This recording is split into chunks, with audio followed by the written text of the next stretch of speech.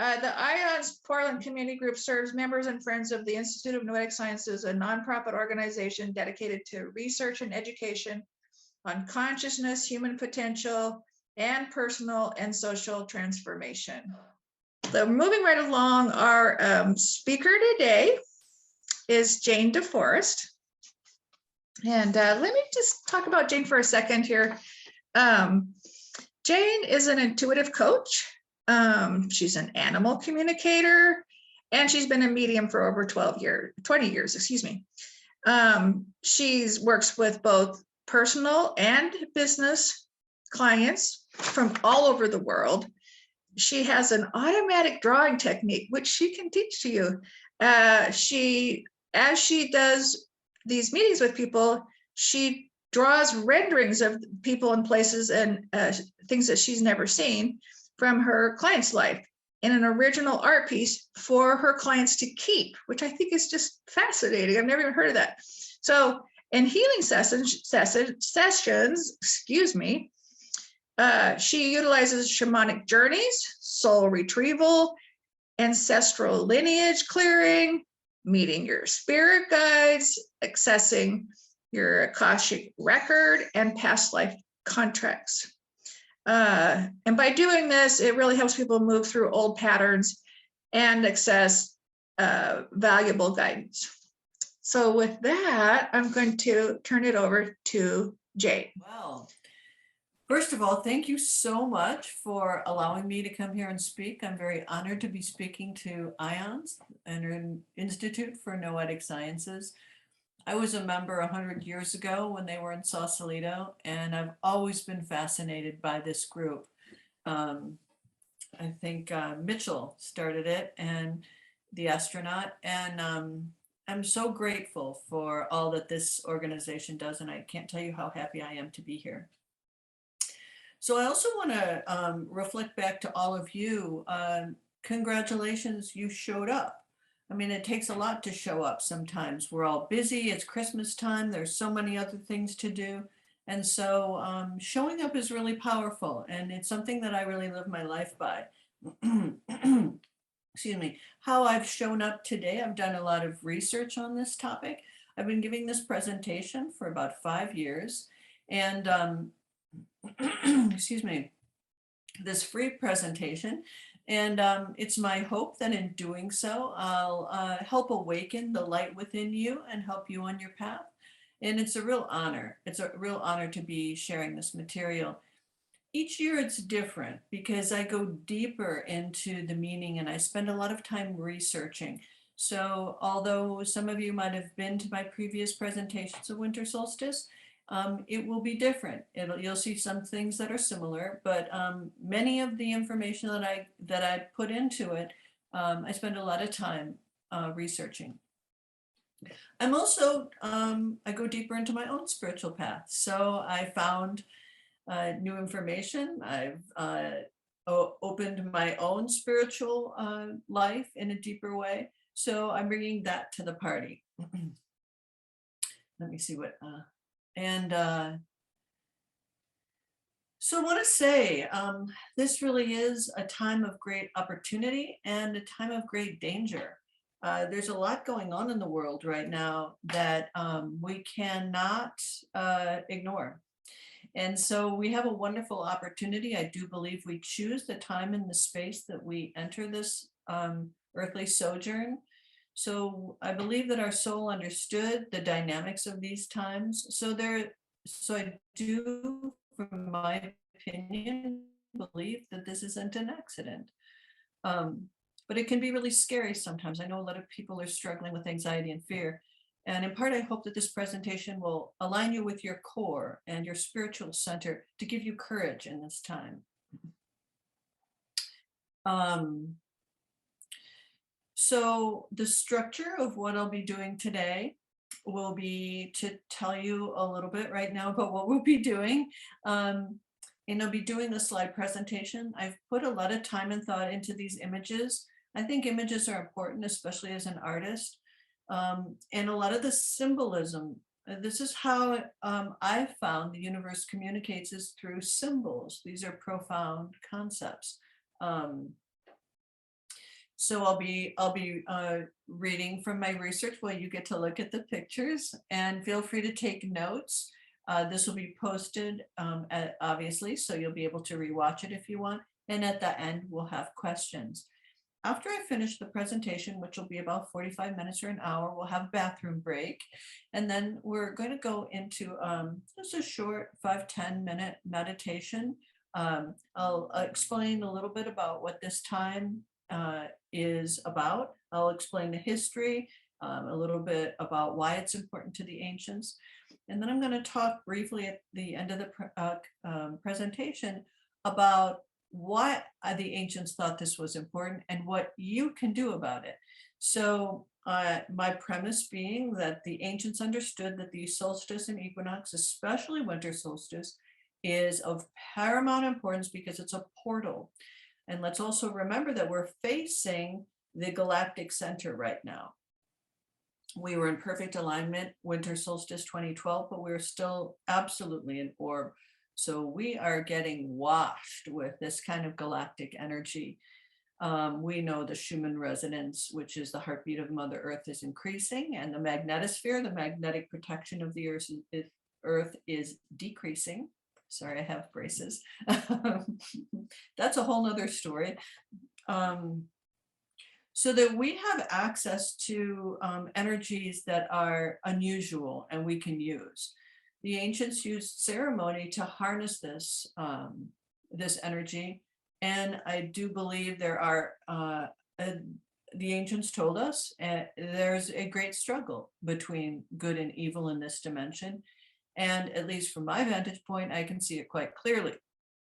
So I'm going to talk about what we can do about it. You know, so many of us feel vulnerable and disempowered.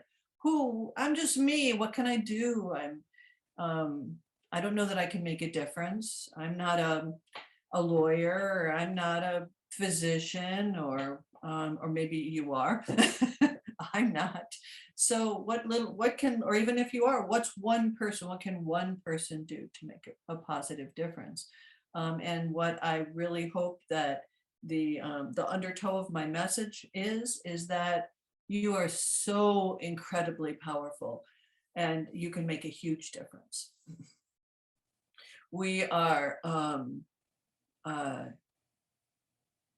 programmed to believe that we are a blight on the earth, causing the other species to die. We're hurting the earth. There's too many of us. I don't believe that. I do believe if we had the right kind of energy, if we had 0 point energy that wouldn't pollute, if we were taught, if we educated ourselves to work in harmony with Mother Earth, that we could sustain ourselves on this limited planet and these limited resources in a very wonderful way. So from my vantage point, you're magnificent. And I do believe that that's the message that the ancients left for us and is still here in plain sight for us to see. Now, these teachings have two aspects. They have an esoteric and an exoteric aspect. Exoteric being the external and esoteric being the internal or hidden or occulted. Occulted means hidden. In ancient Egypt, for example, and in many of the spiritual traditions, these occulted or esoteric teachings were for the initiates. I consider you an initiate, you've shown up.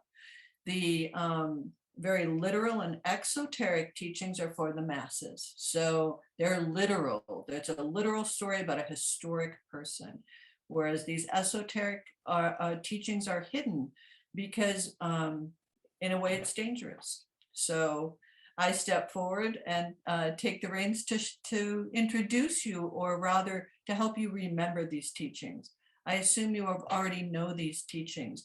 You know them on a soul level, and that it's my great honor to awaken this knowledge within you, or help you to remember your divine power and the dignity. So once we go through that and I introduce some tools, I'm of the belief that you have an innate sense of ritual within yourself. And I don't like telling people what to do, unless you're my kid. So I like to introduce ideas, and then with your own intuition, allow yourself to be guided in a way that you would like to harness these energies. So we'll talk about that a little bit, and then take a meditation after we take a little bit of a potty break. After that, I'll talk a little bit about, answer some questions, and I can tell you about myself or not. It's not really important. My wish is that I'm a hollow bone. This is a shamanic idea that that a true shaman, and I don't call myself a shaman, other people call me a shaman, but I use shamanic practices in healing work. And the idea is that that we lose with spiritual evolution aspects of our personality, self, and ego, allowing ourselves to be empty and allow the higher energies to come through in the ancient wisdom. And this is my prayer today, that as I aspire to be nobody, my highest aspiration, that I am a hollow bone, and that this great wisdom can come through me unabated. I'll also talk to you about, I'm a lay herbalist. I've always been fascinated by the power of Mother Earth's pharmacopoeia. And I have some teas that I've been using, but 2 teas that I've been using for many, many years, and one that I've recently formulated. So I'll be talking about that at the end, because what's important right now is that I hopefully transmit this powerful, timeless, important information for these dangerous times and amazing times. We have such potential now. So so I'm going to do a screen share, and then I'm going to share my PowerPoint with you. And then feel free to put any questions that you want in the chat. I won't be able to look at those. I try to stay focused on what I'm doing. I can answer them, as I said, after we'll do that. And the PowerPoint's about 45 minutes, an hour. So any questions before I start?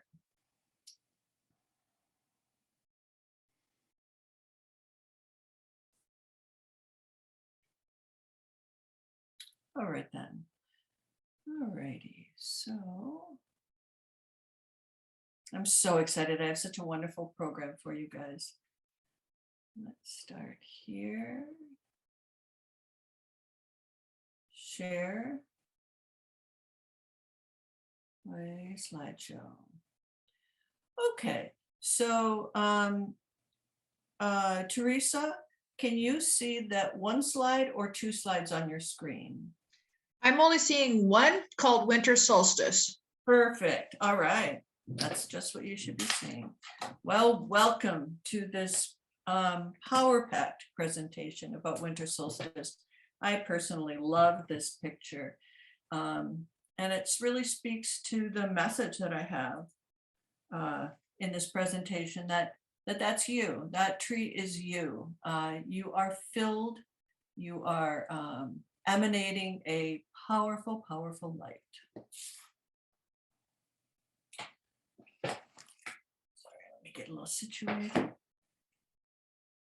So we talk about the Son of God being born on December 25th, and it's true.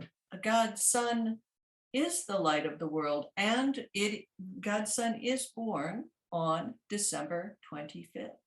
So on the dawning of sunrise on December 21st, the sun does continue to get brighter until we reach summer solstice. And this, as you can see, I have sun spelled like the Son of God and sun like the celestial Son of God. And you'll see in this presentation that they are one and the same. The sun dies to give you life. We have Jesus Christ, who died and was resurrected 3 days later. We'll be talking about that. But also the sun dies on December 21st for 3 days. And I'm eager to tell you more about that. Hold on. Where's my... Oh, wonderful. All right. Is that an amazing picture? I love that picture. That's actually a star nursery. So there's an esoteric message in the spiritual teaching of winter solstice for seekers on their spiritual path to awakening. The symbolism of winter solstice points to the true nature of who you really are. You are both mortal and eternal, human and divine. You have a latent spiritual potential that lies dormant like a divine seed in your soul. But most people are asleep to the greater possibilities of their true nature. Every person has the potential to become awakened. This is why the great spiritual and religious texts teach that the goal of life is to become enlightened.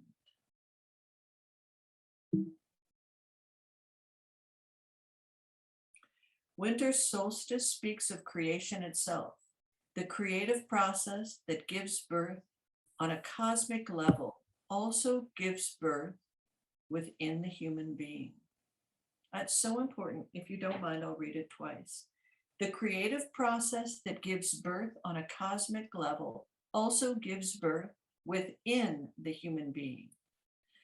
The Big Bang theory of creation is not unlike the ancient creation myths where life emerges from a dark void of uncreated light or primordial waters. Whether it was the ancient Egyptians, Druids, Sumerian, or Vedic texts, they all share the common theme of creation in the form of a divine child, savior of mankind, who is born on winter solstice, miraculously of virgin birth.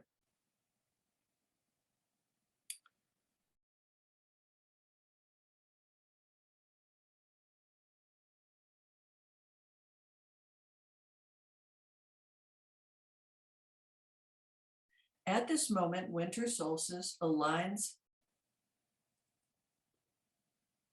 in the northern hemisphere with the galactic center. Oops. This is our Milky Way galaxy, and we are on we're on one of the arms, way out in the boonies. We're not even in the suburbs.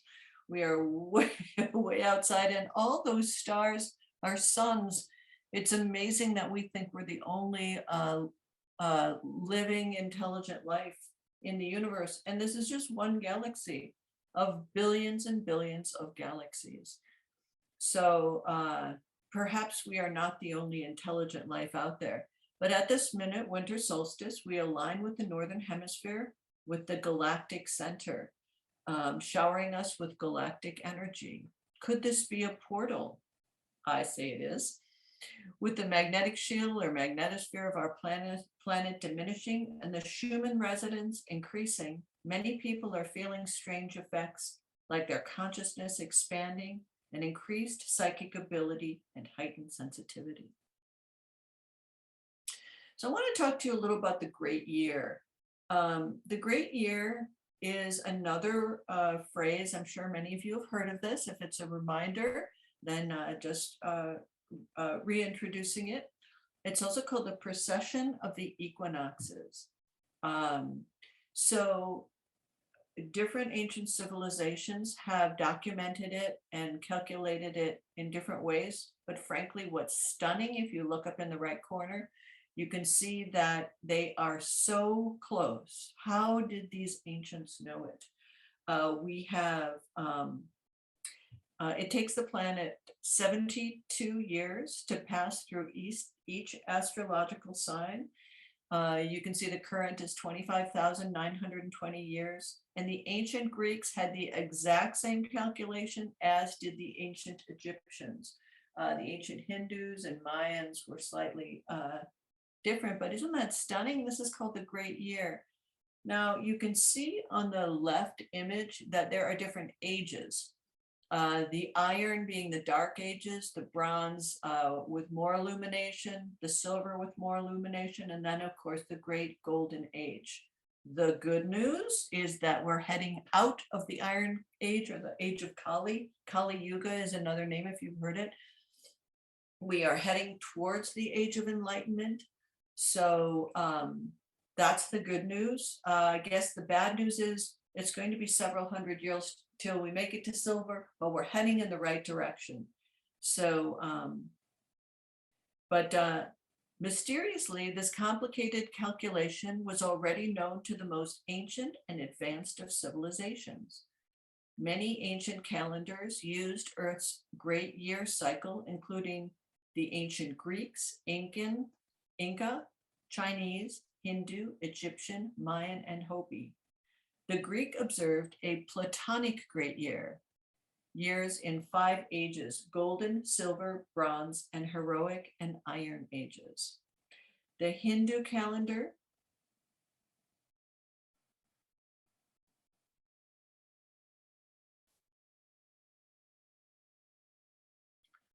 all right, just a second. The Hindu calendar called their ages yugas. They have a golden, silver, bronze, and iron age yugas. Yugas define the rise and fall of civilizations in the never-ending cycle. The ancient Egyptian calendar recognized this cycle with 12 zodiac subcycles. So again, we have a sun, and we have 12 astrological cycles, like we have, which is ubiquitous in all of these ancient cultures. The Hopi calendar says humans have existed in 3 ages. In each age, we were turned away from spiritual teachings, and the world was destroyed. The first world was destroyed by fire, the second by ice, and the third by water. We are now at the end of the 4th age. My research on this, the Hopi don't have a cohesive prediction on the end of the 4th age. It really is dependent on us. Can we awaken? And in part, this is my secret agenda for this presentation. I think we can. The Mayan long count calendar is 1/4 of the precession cycle, and the Mayans measured cycles from 14 billion years ago. Really remarkable. The Hebrews knew about the procession of the kings of David and Solomon, as evidenced in Psalms of David 19, 4-5, that trace the zodiac through each age. The Chinese calendar refers to the cosmic year, a cycle of human evolution of 12 subcycles.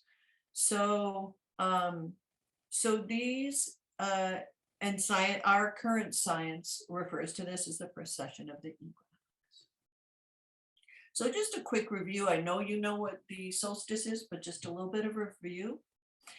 What happens here is winter solstice occurs when either of the Earth's poles reaches its maximum tilt away from the sun. Solstice actually means sun stands still, because the sun visually stands still for 3 days from the vantage point of Mother Earth. That's really important. We're going to be talking about that.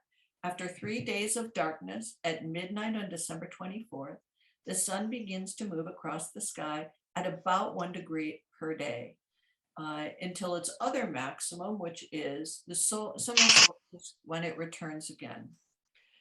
This certainly corresponds with Christmas Eve midnight mass. So let's take a minute to think about this. The Son of God dies and is born resurrected 3 days later. Does this sound familiar? We'll be talking about this a little bit later. So winter solstice, power is knowledge. That's what I want to reflect to you. As you awaken, as you learn these ancient secrets, and you think this is dangerous, this information is dangerous. You think the great libraries, this is hidden knowledge. The great library at Alexander was burned.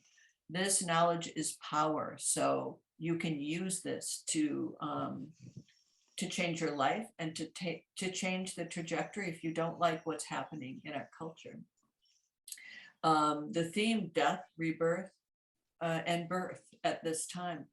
Awakening the spiritual sun or sun within you enlightenment, and victory of light over darkness. So you can see how our sun is in the middle, and we move around and around and around in these cycles. Now, at each of these junctures, the ancients knew that there were portals where we could access this cosmic energy and use it to affect ourselves and others. Someone has there, if you can make sure that you're muted, that would be great. I'm hearing something there. All right. So I want to talk to you briefly about what these cycles mean, and what they meant to the ancients. So I'm hoping that you can see that's the slide here and what it says on top. So we've got Genesis, generosity for winter solstice, death of the old, birth of the new, hidden growth, planting the seeds of light. Spring equinox.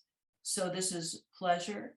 That's also sex, creativity, fertilizing your seed of light, imbuing it with life force chi, and the highest electromagnetic surges, by the way, happen at spring and fall equinox. This is when we have, the ancients celebrated the 3 days of darkness, because it was when the light was vanquished after spring equinox. Spring equinoxes are when day and night are equal, and the day after equinox, the light is vanquished. The darkness is vanquished and the light grows. It's also the time of the Immaculate Conception, with 9 months to the birth at Christmas morning. So summer solstice, joy, building, peak growth, nurture and play. Fall equinox, gratitude, harvest, gathering abundance, rewards. And again, the highest electromagnetic surges. We have on the earth, we have ley lines, and it really surges on this at this time too. So we're looking at, what are these ancient messages, and what are they telling us? It takes a certain amount of being mindful, being aware, questioning, because this ancient wisdom comes to us, whether it's in architecture or whether it's in symbols, and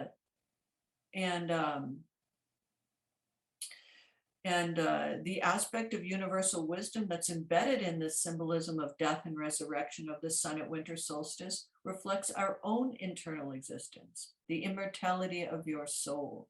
The cycle of the sun reflects the spiritual cycle of eternal life. Although physical life has an expiry date, your soul is eternal. From my experience from working as a medium for over 20 years, I am confident that we survive physical death. The fact that I can carry on a conversation in real time with a soul that no longer has a body could only make sense if you take into account that your soul transforms but still exists.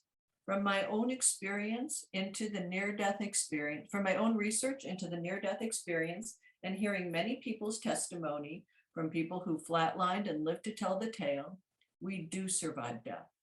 As former leader of the Portland IANS Group, International Association for Near-Death Studies, I've witnessed story after story of people who've died physically, but their souls have continued to live. Oftentimes they float above the people trying to resuscitate them, like observing paramedics trying to save them, or family members grieving with great detail that is confirmed later to be accurate. I also noticed some of the people in this group are near-death, have survived death and near-death experiencers. I noticed this. Many people find they travel through a tunnel of light to meet their maker. It is a positive and loving experience typically. Christians often meet Jesus, Buddhists meet Buddha, but most people return with a deep spiritual understanding, and it is hard for an atheist to survive this spiritual encounter without having some spiritual change in their life. So this cycle of life again, comes to us from the ancient earth traditions. And you look at Yule. Yule came from the Norse word Hule. You can see it spelled there under Yule, meaning wheel. The term Yule is a season associated with this time here, this winter solstice, which is Yule, is associated with the ending and beginning of a rotating wheel of the year. The year being viewed as both starting and beginning at the time of winter solstice and rotating through the seasons and the signs of the zodiac.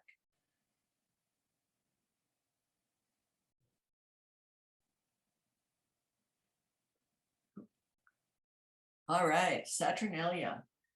So, of course, leave it to the Romans.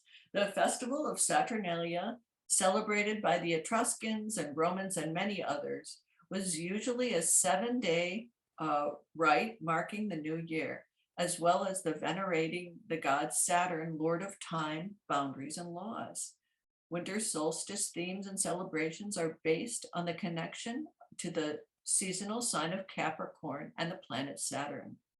The winter solstice occurs astronomically when the sun reaches the coordinate of 0 degrees Capricorn. The Romans celebrated winter solstice by granting amnesty to prisoners and inverting the social structure. For example, masters served slaves. Marriage vows were suspended and orgies were rampant. Festival banquets set aside all typical divisions of social strata. But following the solstice, which was their new year, the law returned, marriage vows reinstated, and hierarchical distinction was back to business. For a little spice there. So the Yule tree, which is also a phallic symbol, by the way, was another important symbol of the pagan tradition. And by the way, what does pagan mean? What it means is that it is neither a Judeo-Christian tradition. So it covers everything that's neither Jewish or Christian. Originally, it represented the tree of life or the world tree to early pagans. Also, this tree is important to the shamanic tradition. In ancient times, it was decorated with gifts people wanted to receive from the gods. It was adorned with natural ornaments such as pine cones, berries, and other fruit, as well as symbols sacred to the gods and goddesses.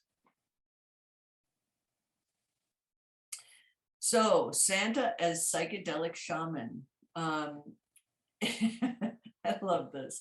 And so you can see that there's a Siberian shaman there to the left with a mushroom called both Santa and the shaman are holding an Amanita muscaria, which is a psychedelic mushroom.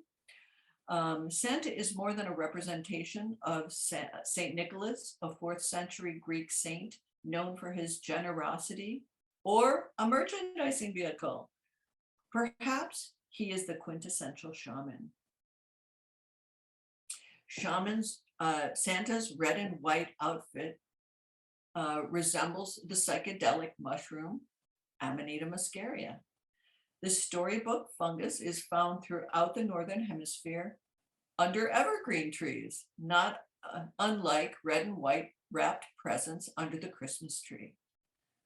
Up till a few hundred years ago, anthropologists tell us that practicing shamans or elder priests would collect the magic Amanita mushroom, muscaria mushroom, also called the holy mushroom, dry them, and then give them as gifts on winter solstice. This mushroom is considered poisonous, so indigenous shaman in Siberia and the Arctic regions would collect urine from reindeer who commonly eat the red and white spotted mushroom. Trip reports of this mushroom's mind-altering journeys note a feeling of both euphoria and flying associated with consuming this psychedelic fungus. On Donner, on Blitzen. And that, my friend, is how reindeer can fly. I hope you're all enjoying this. I had so much fun doing this. And it took hours, by the way, if not days. Christmas celebrations and revelries were illegal during parts of the 17th and mid-18th century in Puritan colonies in New England. The Puritan community found no scriptural justification for celebrating Christmas. As you can guess, they associated such celebrations with paganism and idolatry. It is true that Christians celebrated in mid-17th century England. The Christmas celebrations involved carnival-like behavior reminiscent of the ancient Roman Saturnalia festival, including role inversion, heavy drinking, and sexual liberties. Isn't that a great painting? The light of the world right there. There is more to Christmas than the birth of a historical person or a tremendous spiritual figure. To understand hidden symbolic meaning, let's look at Christmas's symbols and the esoteric wisdom. In Christianity, the spiritual aspect of the sun has been given to the name of Christ. It is not simply Jesus's last name. It is a neutral spiritual force that informs creation, surrounds great spiritual avatars called Christed light. The esoteric understanding of Christmas is that it symbolizes the birth of Christ consciousness within each person's heart. I want to read that again, and that underscores my message today. The esoteric understanding of Christmas is that it symbolizes the birth of Christ consciousness within your heart. Like the nativity scene, you are born into a dark place where animals are kept, into the density of this third dimension here on earth. The Christed energy in your heart can grow to enlighten you. The Christed energy can grow to enlighten a person if they choose to overcome their animalistic tendencies and ego. This is spiritual work. It's hard work. The humble and flawed human can transform, but only if they are born again or born to their true spiritual nature. It's called the second birth. The first birth is the physical birth, and the second birth is the birth of the spirit. This spiritual potential is like a seed that is planted both within ourselves and humanity. The seed of the cosmic sun is born into a cave or manger, into the darkness of the human ego, into the jail of matter. We are to be awakened, to be born again of the spirit, and awaken, becoming godlike ourselves by focusing on our spiritual selves, on our spiritual path. This journey of awakening, the spiritual sun that has been symbolized throughout the world's great religions over eons of time. So I'm going to go through some of the ancient architecture. I hope you find this presentation interesting. It's so interesting to me. I just love it. And maybe some of you have been to Newgrange. I have not been there. I hope to get there, although there's so many travel restrictions now. But at least we can enjoy it in this moment. At Newgrange in Western Ireland, the greatest and oldest Neolithic site tells a familiar story perfectly in monolithic architecture. Again, this is a message coming through the ages to us in architecture. We are so trained or programmed to believe that information comes in the written word, but these symbols are universal and they're telling us something. A large mound symbolizing the Great Mother's womb is penetrated on winter solstice by a ray of the sun, symbolizing the divine masculine aspect. So we're talking about sacred union required for creation. We need a divine masculine and a divine feminine to have to create the divine child, the original Trinity. Remarkably, this beam of light shines down 62-foot shaft to illuminate the innermost chamber. This deep chamber is in the shape of a cross, associated with the spiritual sun born on winter solstice, thousands of years before Jesus. And I would probably say tens of thousands, if not 100,000. This is an ancient place. And I don't trust a lot of the dating, by the way. spiritual designs showing the spiral nature. Here we go. And those you can see on the bottom, the spiral designs are outside of the Grange. And you can see on the top left there is a archaeological cross-section of the light, which is really remarkable that these supposed primitive people could build such a thing to such great, what a great accomplishment in these huge boulders. And so you can see where the light comes all the way through to the back chamber, and you can see the cross there, the most sacred of chambers. So these spiral designs showing the spiral nature of creation joins the masculine, symbolized by a straight line, and the feminine, which is symbolized as a circle. Together, they make a spiral of creation. Creation follows a mathematical progression we know as the Fibonacci sequence, which is a spiral. This image is found all over the world. So let's talk about symbols for a second. Look at these symbols here. The symbol of the 3 spirals together on the top is found at Newgrange, and this is the symbol that you find all over the world. So we've got 3 aspects of creation. We have the male, the female, and the child, the divine masculine, the divine feminine, and the divine child.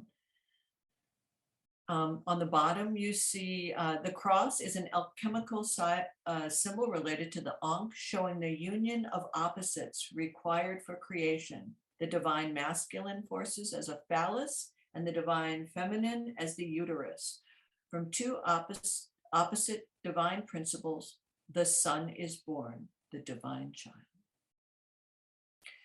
So you can see the womb in the Ankh.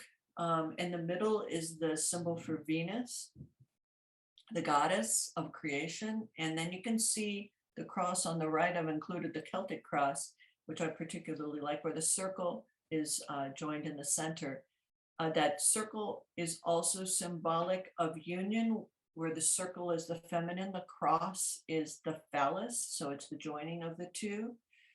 It's also the glyph symbolizing solstice and equinox.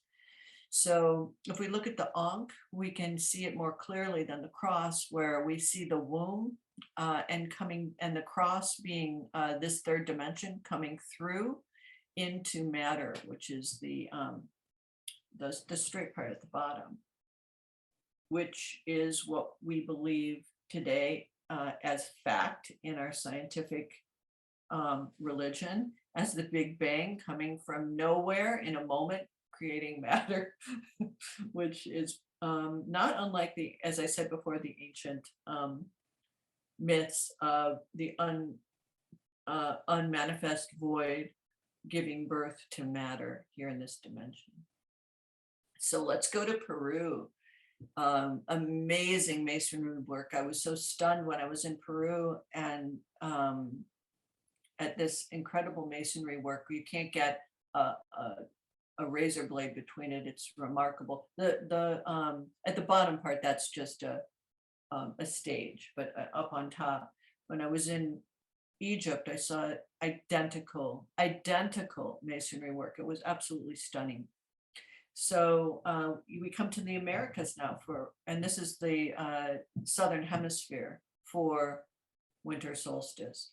It is an ancient Incan celebration, which means the solemn birth of the sun.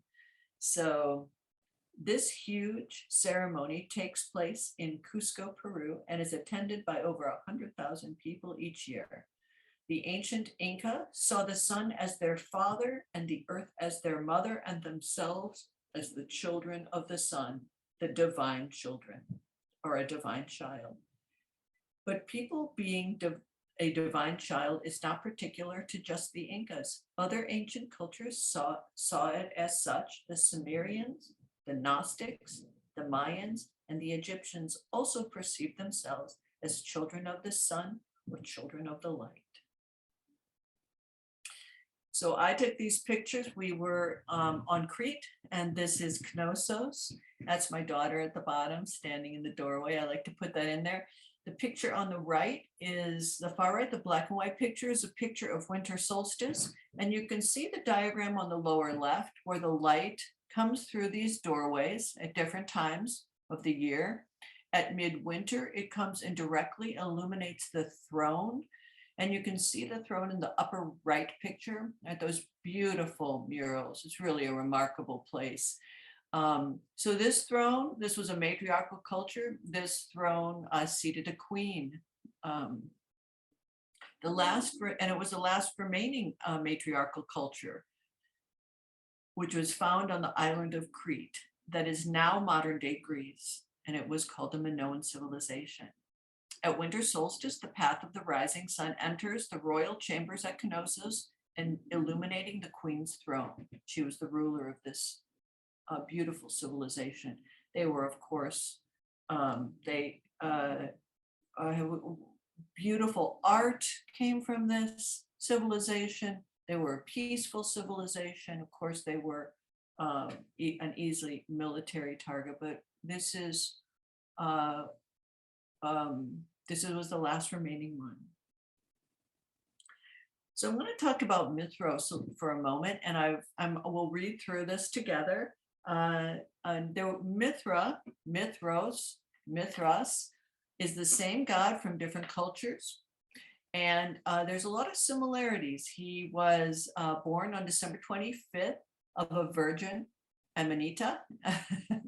The babe was wrapped in swaddling clothes, placed in a manger, and attended by shepherds. He had 12 companions or disciples. As the great bull of the sun, Mithras sacrificed himself for world peace. He ascended to heaven, and Mithras was viewed as the good shepherd, the way, the truth, and the light, the Redeemer, the Savior, and the Messiah. Mithras was omniscient. He hears all, sees all, knows all. None can deceive him.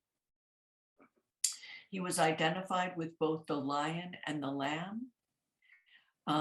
His sacred day was Sunday, the Lord's Day, hundreds of years before the appearance of Christ. His religion had a Eucharist or Lord's Supper, and he dates back to 1400 BC. So this is a wonderful chart here that shows the similarities between some primary dying and resurrecting gods, Horus, Krishna, Buddha, and Jesus. And you can take a look at that. They were both baptized, all of them were crucified, born on December 25th. They all were supernatural sun gods, solar deities who did, son of God, related to the sun in some way. They all ascended to heaven. They were all resurrected. So we have a theme that's much more ancient than our literal interpretation with our culture. And I just want to say I was raised a Christian. I wear a cross. I have a spiritual connection more to Mother Mary, perhaps. So this is in no way, I do believe Jesus was a historical figure, and I do believe that he was Christed and came to this dimension to teach us the way to salvation. So I mean no disrespect to anybody who is a devout Christian. I'm really sharing this information with you. And so I just wanted you to know that, very respectful.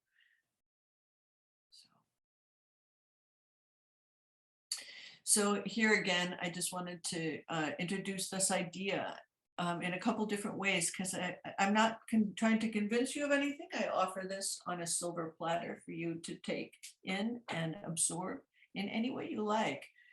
So December 22nd, the birth of the divine child and savior on winter solstice has formed a central theme of religious and spiritual beliefs around the world.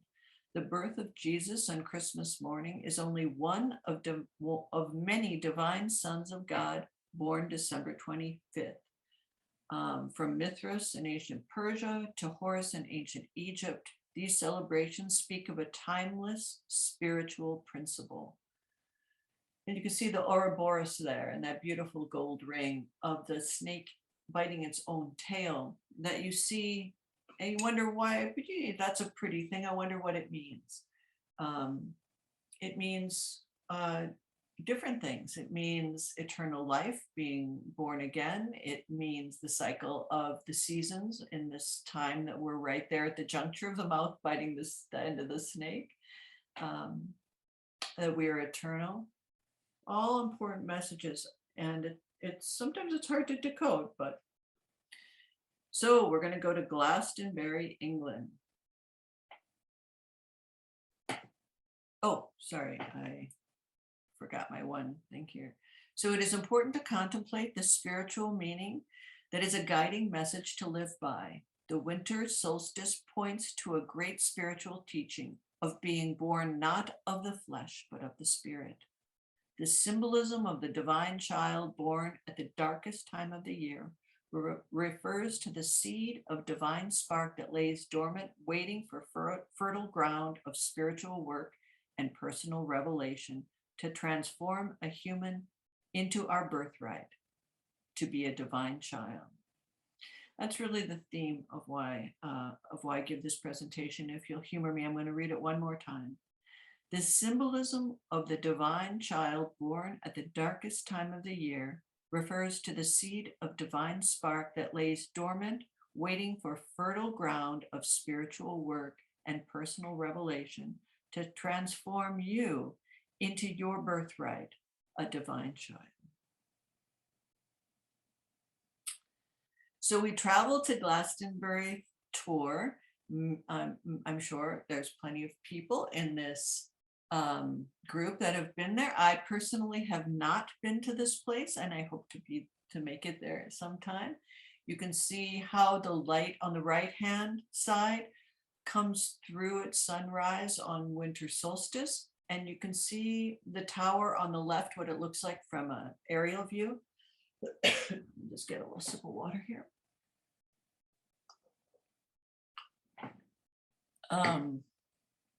At Glastonbury Tor on winter solstice, the sun appears at the base of the constructed mound that was built by Neolithic people. At dawn, the rising sun rises up along the terraces to the tower, which was constructed much later. Obviously, that's not Neolithic, symbolizing the rising again or resurrecting of the life-giving sun. So you can see here, here's a picture on top of Glastonbury Tor, and on the bottom you can see the trajectory of the sun on winter solstice, the sunrise, how it comes right up that hill. Of course, the tower was built later to house the sun as it came up, making it more dramatic. These are all, by the way, on ley lines. I'm not covering this in this presentation today. But in addition, Glastonbury Tor aligns with the star Sirius, which is associated with the Virgin Mother Isis, and the constellation of Orion, which is the ancient Egyptians' association with Osiris, the father of creation, and their dying and resurrecting Son of God. Of course, no discussion of winter solstice is complete without mentioning Stonehenge in England. In my opinion, this monolithic structure dates back far beyond what popular archaeology dictates. Although we don't know exactly the meaning of this astronomical wonder, from my own remote viewing investigation, I can report that it was an important ceremonial center, possibly a portal to other dimensions. That may date back as far back as Atlantis. So remote viewing is a military term for being able to access information from the collective unconscious, from the Akashic records, from the Akasha, all different names for the same idea. And I'll talk a little bit about different techniques for remote viewing. So this is a little bit about my own thing here. So I have been here. This is Queen Hatshepsut's a temple complex and residence. And she was the greatest ruling queen in the history, in ancient Egyptian history, really remarkable leader. In the ancient Egyptian religion, the divine child named Horus was named Horus. He was born December 25th to his virgin mother Isis. His father Osiris, a solar deity, was killed by his brother Set, but his soul was resurrected as the son of God Horus. By aligning her temple and residence with the sun's rays alignment at winter solstice, Queen Hatshepsut aligned herself with the power of creation. This is Karnak at Thebes. I have been here several times. I've been to Egypt, and I can tell you it is, if you, I know some of the people here have been to Egypt. I think they have. But if you can never get to Egypt, it really is a spiritual transformative experience, and it certainly has been for many people I know, and it has been for me. Here's Karnak as the sun rises. You can see on the left and down in the center, the sun rising right through the middle. And this temple complex at Karnak was built in the form of the Fibonacci sequence. And it's never been finished because many pharaohs just kept adding to it. The theme of this important temple is creation. It aligns perfectly with the sun rising on winter solstice. This is really my favorite place in Egypt, and it's called the Osirian, and it's in Abydos, Egypt. This is now off limits to individuals. I've been here twice, and I can tell you it is profound. That water is that looks murky and green. I actually was able to get down there. It was considered healing waters at the time, like the water at Lourdes. So this ancient megalithic site was a pilgrimage for thousands of years. It was originally subterranean. You can see it's low, and you can see on top where the hills are. So there was a covering over it. So you went down into the underworld symbolically. It was originally subterranean in a place of homage for the dying and resurrecting Egyptian god Osiris, who is also Horus, by the way. So they're interchangeable. One is the father, and Horus is the son, equivalent to Jesus in our religion, in the Christian religion. The flower of life symbol, which you can see. So you can see on the right-hand side, there's two circles there very faintly. And this is the symbol, what we call the flower of life. And I like to say it like that, that we call the flower of life, because we really don't know what it is. But the strange thing is it's random. I mean, it looks like it was laser etched. I do want to say that. It's so clean. And it's random. The temple adjacent to it, covered in the finest Egyptian murals in Egypt. But this complex has no murals whatsoever. And you look at the architecture, it's very different. It really, I think it's very similar to what we saw, I showed you in Peru. It also aligns with a similar architecture of Stonehenge. You can see how the giant blocks, how they were adhered together is similar, or basically the same. And so I don't think the dating on this is right. I think this is 50 to 60,000 years old. And from my personal opinion, I do believe it dates back to the time of Atlantis. So the flower of life symbol is seemingly laser etched and placed randomly around this enigmatic site. What is the flower of life symbol? What does it mean? From my own psychic inquiry, it symbolizes the dividing cell and creation itself.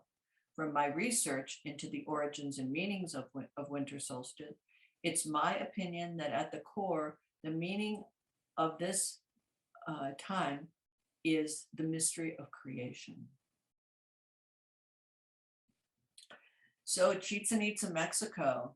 I'll just read the slide. Chichen Itza, Mexico. Mayans winter solstice equals renewal of life, symbolized by their savior Quetzalcoatl, who was half man, half God, was born of a virgin. After being betrayed, he was nailed to the cross on a sacred hill, died, and spent 3 days in the underworld or the afterlife before resurrecting. So Mayans winter solstice, after being, Jesuit priests burned thousands of Aztec books in great bonfires to hide the stunning similarities to the story of Jesus Christ. Luckily, there were a few ancient Aztec books, they're called codices or codex, that remain to tell the story. Isn't that fascinating?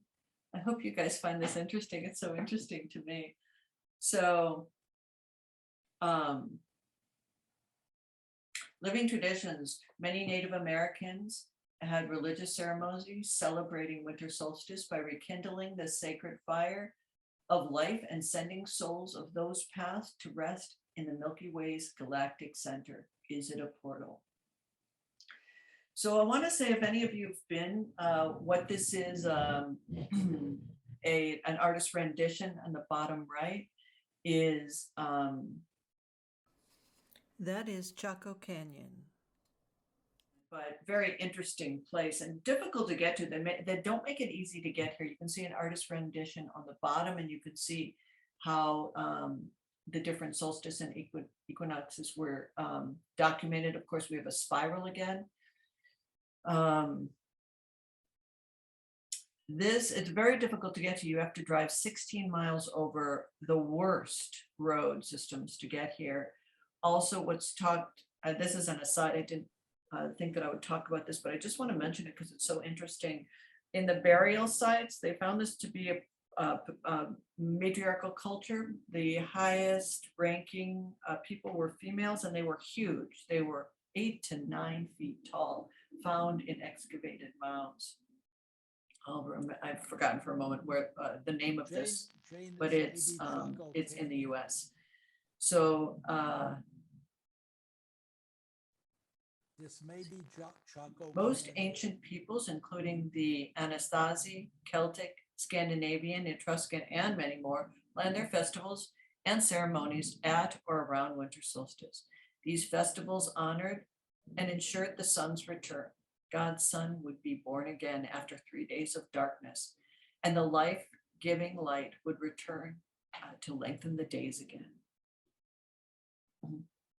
The Hopi soil, which is called Soyal, Soyal, winter solstice ceremony, understood to mean establishing life anew for all the world, begins on the shortest day of the year and symbolizes the second phase of creation at the dawn of life. They believe everything that will occur during this year is arranged at Soyal at this ceremony.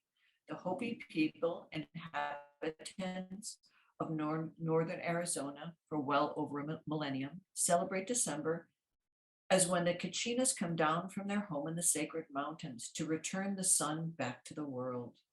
Tribal shaman lead their longest ceremonial cycle, lasting 16 days. The shaman perform sacred rituals, including dancing and singing, in underground chambers called kivas. It cannot go unnoticed the similarity between the large womb-like structures here at New Grange, half a world away. This symbolism aligns with the symbolism of Jesus's birth and the Christian manger. At soil time, elders pass down stories to children, teaching pivotal spiritual lessons like treating others as you would like to be treated. Very reminiscent of the Christian tradition of the Golden Rule. And at winter solstice, the sacred Kachinas, like Santa, bring gifts to the children. So this is a picture of an old mission in San Juan Bautista, California, where you can see the light on winter solstice coming down the center of the church, culminating at the altar, with Jesus Christ there. And then you can see the next slide will show you the footprint. It's very interesting. At hundreds, perhaps thousands of missions stretching from Northern California to Peru, the winter solstice sun triggers an extraordinarily rare and fascinating event, just like the ancient temples they did. Rays from the rising sun on winter solstice travel down the church, illuminating the back of the altar. California missions were established between 1769 and 1823 by Spanish Franciscans based in Mexico City to convert Native Americans to Catholicism. Spanish friars describe California Indians' belief in a supreme deity who was known as Chin Chin. Indian converts identified this God with Jesus, whose murder introduced death into the world but gave birth to the world of light and life.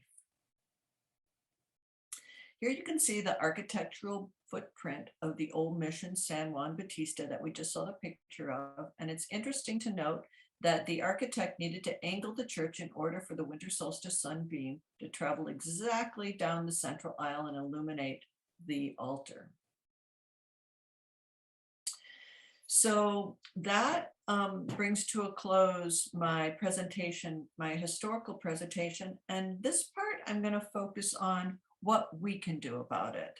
So how can we celebrate this important spiritual time? If you would like to go deeper into using and accessing this portal energy to change your own life and change our cultural directive.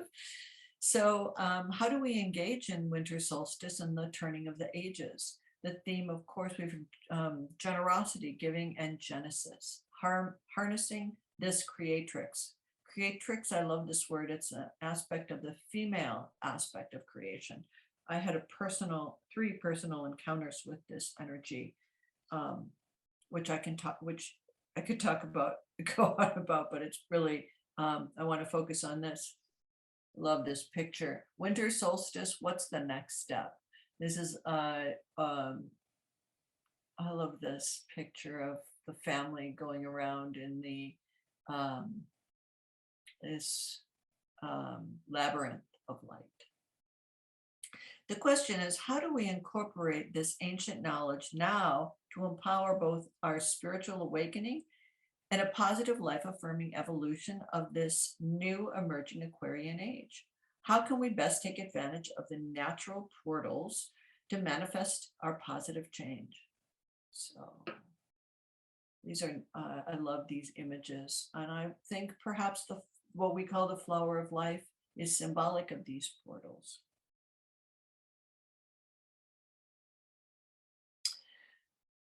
We are so powerful.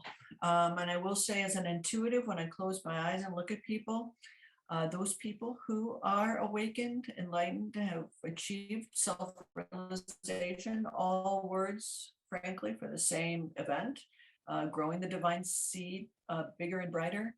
I will say this is how I perceive people. People are big, perhaps their electromagnetic field. Those people who have done their spiritual work have fertile ground to receive this Christed light, to become awakened. So here's a couple of suggestions. Celebrating and remembering who we really are as Christed ones, experiencing the return of our own inner light at winter solstice by taking time to release that which keeps you encased in your own personal manger or jail. That's number one. So how can we release? And number two, encourage growth of your spiritual, powerful spiritual self. So a few suggestions. On winter solstice, consider symbolically releasing ego-centered negative emotions and ideas such as anger, fear, hatred, and so on, in a ceremony of your own creation. As I mentioned earlier, I trust you. You have a sense of what's appropriate for you. Since winter solstice is primarily winter a fire ceremony, consider writing down the things you intend to release and burning them in a safe place, of course, during the 3 days of darkness between the beginning and the end, between the beginning and the end of winter solstice, where the light is born. Remember, your prayers and intention are powerful. I will also say, as an artist, I draw my prayers. So you could create it, a three-dimensional altar. But I think prayers are most powerful when they're manifest in the physical. In other words, that you're creating something symbolic of your prayer. So how do we awaken the light within us, our potential? Consider at midnight on December 24th, Christmas Eve, is a powerful time for planting intentions, for illuminating the world's light and your own. My God, we need it this in our world. You may consider creating an artwork that emphasizes who you really are as a divine child of the Creator, and reflect on it throughout the year during the natural ceremonial times of new moon or full moon, as well as the equinoxes and solstices. Powerful ceremony also includes sharing your beautiful and grace-filled gifts, such as things you have created with reverence, your song, dance, storytelling, delicious food, and other creative offerings to loved ones, strangers, and people in need. Your preferred divine, and also making an offering to your preferred divine principle of choice, such as Mother Earth, Jesus, and the seed of life, light within your own heart. These powerful times, in these powerful times, the ancients knew could influence life on earth by invoking the powerful celestial dynamics with intention, prayer, and ceremony. I hope this presentation has offered you insight into the intelligence and brilliance of our ancient ancestors and yourself. They were as amazing and beautiful as you are. You have great, powerful spiritual potential within you. Please consider focusing your consciousness on the powerful energy and light in your own heart, and make it a priority in your life to awaken and enlighten. Because as your light becomes brighter, your electromagnetic field strengthens, and we all benefit from your increased divine love. Frankly, your light makes us all brighter. It has never been more important for humanity to consciously participate with the natural cycles of the sun, moon, and seasons. It is still important and relevant, and it makes a huge difference. So that is why it is so important to reanimate the sacred festivals with our natural foundations and prepare to dream them into this emerging epoch. So really quickly, just to tell you a little about who I am, and then we're going to take a potty break and we'll do a meditation and questions. This is a book that I wrote. It's a lovely, delightful collection of stories of speaking with ancestors on the other side, and it's beautifully illustrated by my daughter and me. I'm really proud of that book. Oh yes, Jane DeForest, I'm a nobody. I do want to say that I aspire to be that hollow bone. I'm an author and an art in my intuitive sessions and my shamanic work, both documenting what I see on the other side and also sort of using it as a Rorschach information. I'm a shamanic practitioner, so I'll show you in the next slide some of the things that I do, and an herbal tea maker. I'm a mother. I have 3 daughters, and I'm a gardener. I'm a beekeeper and a community volunteer. I volunteer working with children and taking them on shamanic journeys and helping them find their spirit animals and their power.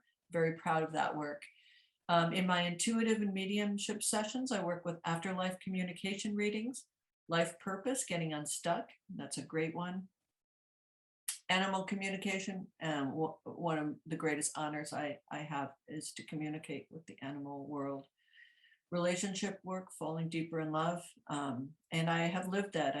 I've been with my husband 25 years. We met at the Great Pyramid on the Giza Plateau with 3 daughters, and a relationship is a journey. And I do these sessions on Zoom and also in Portland at New Renaissance Bookshop, my second home. My shamanic healing sessions, I've studied with Patricia Spradling, a Lakota medicine woman, as well as different shaman. I do soul retrieval. The soul retrieval is so important. It's the concept that in trauma or abuse, we lose aspects of our soul in time space. Probably one of the most powerful things I do, having people pull their power back. Really great work. Connecting with spirit guides and angels. We all have spiritual allies. And by getting in touch with our allies, we can much more easily access intuitive information, because what's making sense now anyway, by the way. Healing family lineage, cutting toxic cores. I say cutting, but I actually pull them out. And I speak from experience. I have lived that one. Akashic records and past life contracts. We learn a lot from that. Psychopomp work. What an honor to do this work. That's a Greek word that describes the helping a soul move from this dimension to the next. And I do this work the same online. I have courses and classes. My 2 classes that I teach regularly are Shamanic Journey and Art. It's a 3-class course, same as Intuition and Art. So we do the Shamanic Journey and the soul retrieval, and I have people draw, and you don't have to be an artist, but it's a way of accessing nonlinear information. It's very successful. I'll be teaching my annual class in the spring coming up here. I don't have the dates for any of these classes yet, so you'll have to just send me a note and let me know when you'd like to know. Planting by the moon. I do all my planting by the cycles of the moon, and harvesting. I have an amazing garden, and I can attribute it so much to being in sync with the seasons. One class I'll be teaching coming up here, probably January, Remembering the Future. And I have also called it Hacking the Future, where we go 1, 10, and 100 years in the future. Very interesting, I will say that. And just to wrap it up here, I am a tea maker, and these are my 3 teas that are available. Mama's Potion is all antivirals. I've been making this for my family, and part of this recipe was handed down all natural, mostly organic, and I can't make any medical claims. But that's the one on the top. My 7 mushroom tea is all, there's no fillers in any of this. I make this prayerfully. And the mushrooms are all full spectrum, which is important because it's the mycelium, the fruiting body, the primordium, from organic lab grown mushrooms. I don't go out and collect them, although I do for myself. And I've been taking that mixture or a variation for over 10 years. Really great stuff. I think I'm part mushroom now. Antidote 91 was, it's at the bottom left. I formulated for a family member who was having some side effects from the jab, and did some research on things that can help with that, but I can't make any medical claims. I'm just telling you here. So this is my website. If you can't remember it, just Google Jane DeForest. You'll find me. There's a little QR code. So that's you. That's that beautiful light-filled conifer in a sea of in the forest is you. You are so powerful. You are so beautiful. And it's my pleasure and I'm so humbled to be able to reflect this presentation to you. So thank you. So I'm going to escape, stop my share. And hopefully, did that. Oh, good. Are there still people here? Good.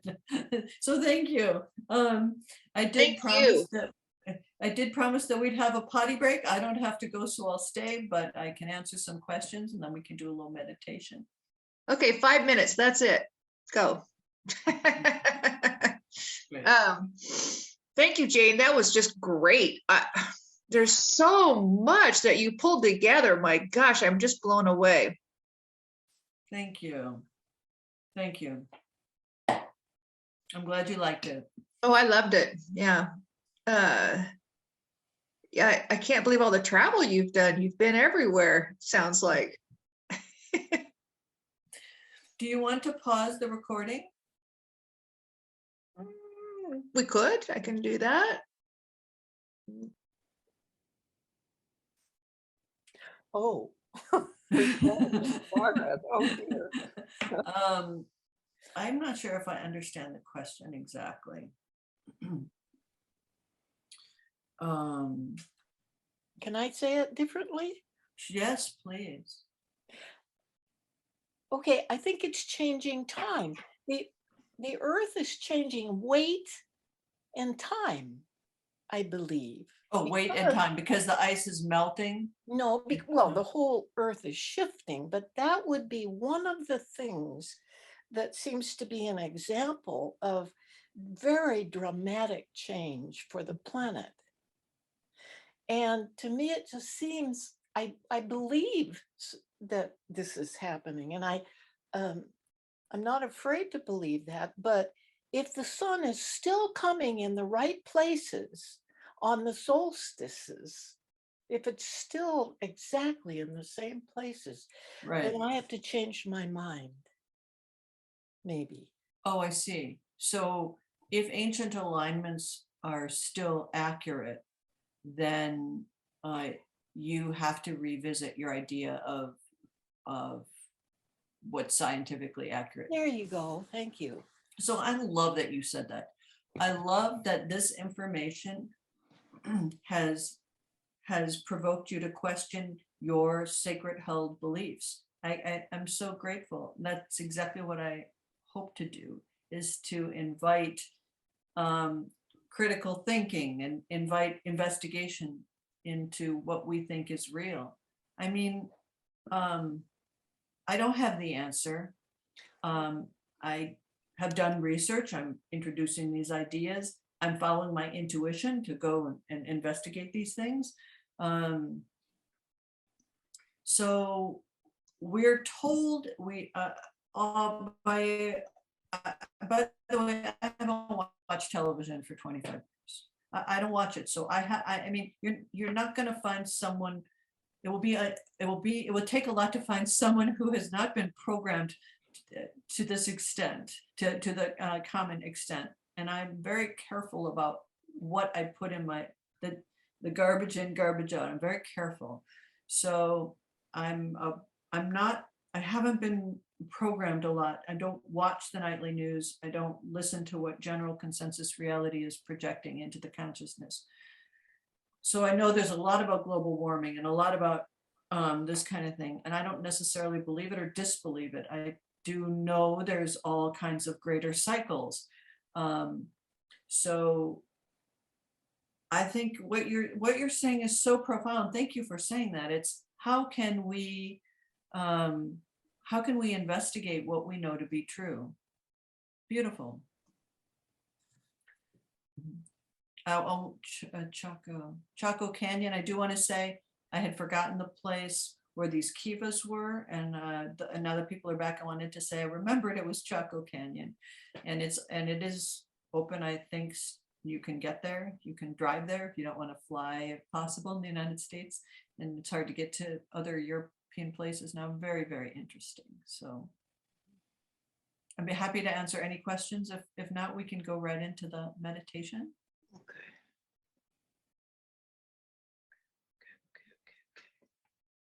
Teresa, do you see that there's 2 hands up?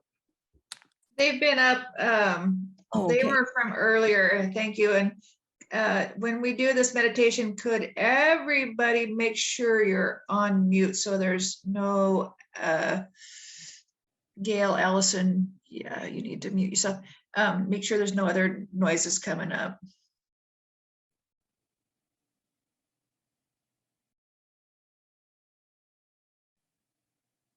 Gail Allison. See if I can mute her. Oh, she's mute. Nope, wait.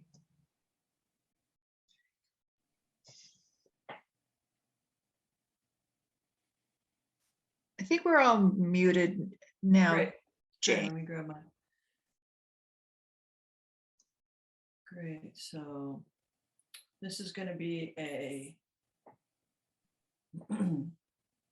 this is I'm going to put some music on, and I'm going to you can mute, turn it down or up, whatever feels comfortable. This is from an album called Darshan, and the artist is Ajit Kerr. I'll put her name in the chat box. And I assume after this we'll all go. If you would like to be on my newsletter, just put your email address in the chat box or go to my website and put your name on there. It was an honor to be part of this. As we go through our meditation, follow your breath inside. Please contemplate how beautiful you are, how powerful you are in the seat of light, that you are the divine child, created from Father Sky, the Spirit of God, and from Mother Earth. You are joined here as the divine child. What are you here for? Release whatever you want to release. Of course, we're not exactly on winter solstice, but that's the meditation. And contemplate your light, how powerful you are. So I'm going to share my audio now with my, I'm going to play this and share my audio because it's easier. Headphones are really beautiful if you want to hear this nicely. Thank you so much.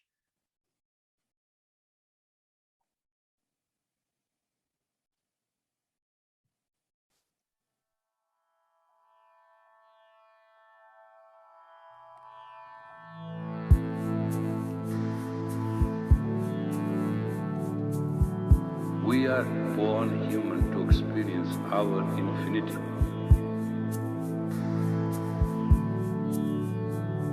So that we can be neutral to totality. The Word is infinite, and the Word is the ultimate silence. Ultimate silence.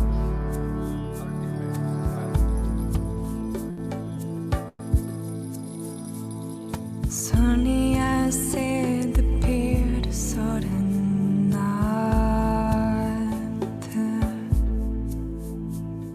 Sunny and tired and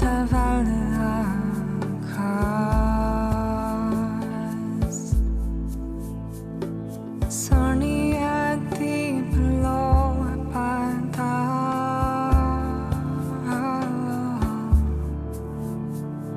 Sunny and poor in the second call. Now the compagita Santa Vingas. Sunny and Duke Papacanas. Now the compagita Santa Vingas. Sunny and Duke Papacanas.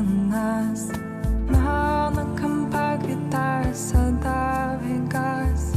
Sunny and Duke Papacanas.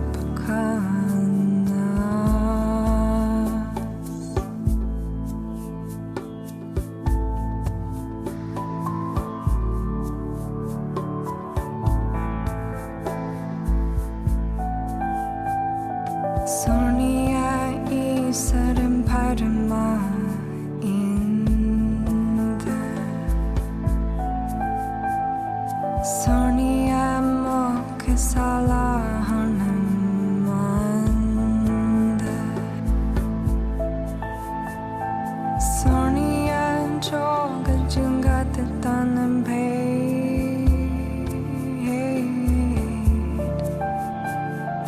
Sonia sasat simrate ve.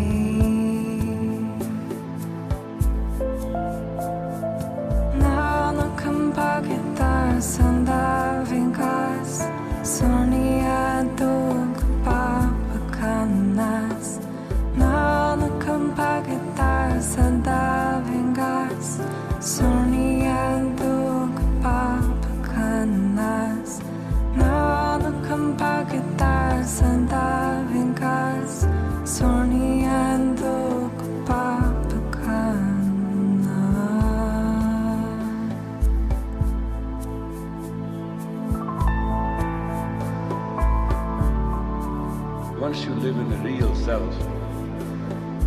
Varga.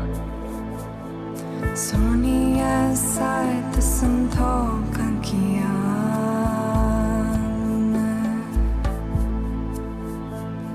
Sonia sat ka isanan.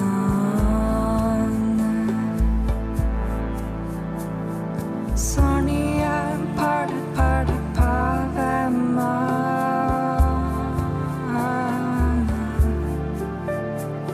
Sonia laga sahajatian.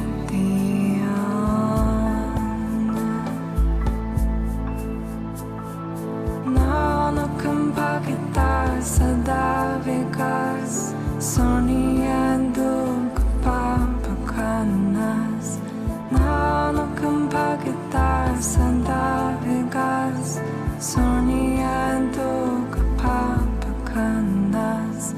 Nano kumpagita sada vigas. Sonia dug papakanas.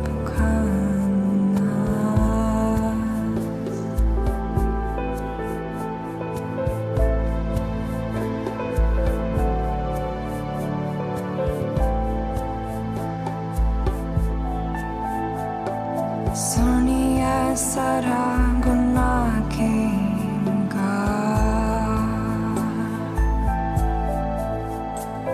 Sonia se kapira patasha. Sonia ande pavera.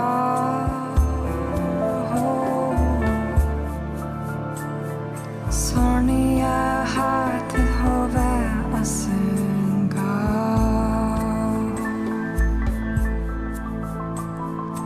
Nano kumpagitar sada vigas.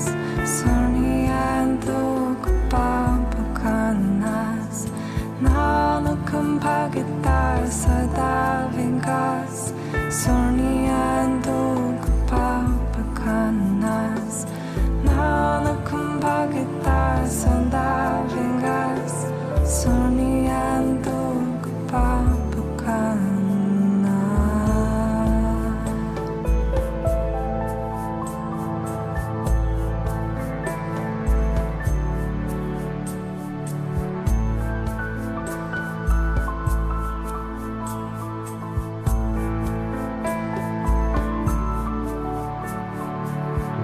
We are born human to experience our infinity.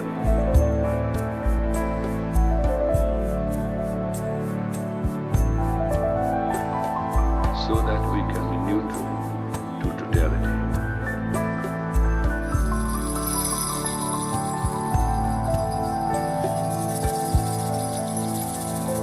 Sonia ser the peer to sådan natt.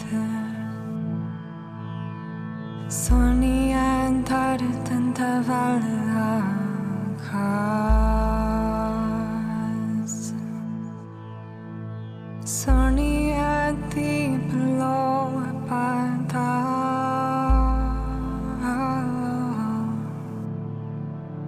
Sonia på hennes akaka.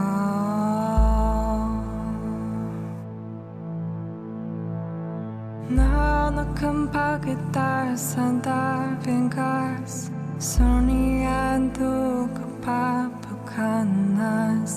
Nano kumpagitar sada vigas. Sonia dug papakanas. Nano kumpagitar sada vigas. Sonia dug papakanas.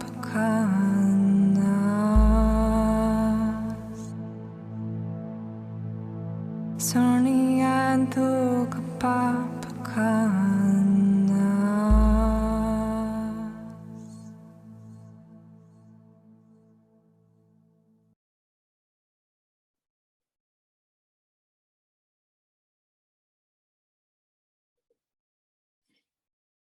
Yeah, beautiful. Welcome back.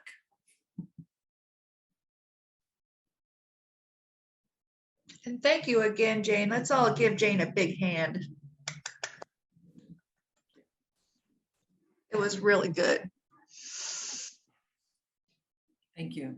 I'll stay, Teresa, to chat with you at the end, and Okay. so I see there's some questions about the precession of the equinox. It is not the rotation. I know someone had said it's circumventing the Milky Way galaxy is a much longer calculation, and I'm sure it is. The precession of the equinoxes has to do with the wobble of the Earth and how long it takes to go around all the, back to the starting point, all the astrological signs. So that's about 26,000 years, but really worth researching. And I love that people aren't taking my word for it, so that's great. Jane, Ron is asking about the music, and Ron, Jane did write it down in the chat box, I believe, but go ahead and tell Ron what it is again, Jane. Right. It is in the chat box. If you look at mine, it says darshan. Because these are Sanskrit words, it's hard to figure out how to spell them, so I have it there. Darshan's the name of the album. Isn't that an amazing? The whole album's beautiful. It's Hindu chants, and Ajit is the artist, and you can actually get her work on for free on Spotify. Of course, I always like to support the artist. And that particular song was called Sunai. So it's all the spelling. It has JD as my post on there. So It was very soothing. isn't it beautiful? Oh, it's just soul healing. Yeah, brings back all kinds of memories.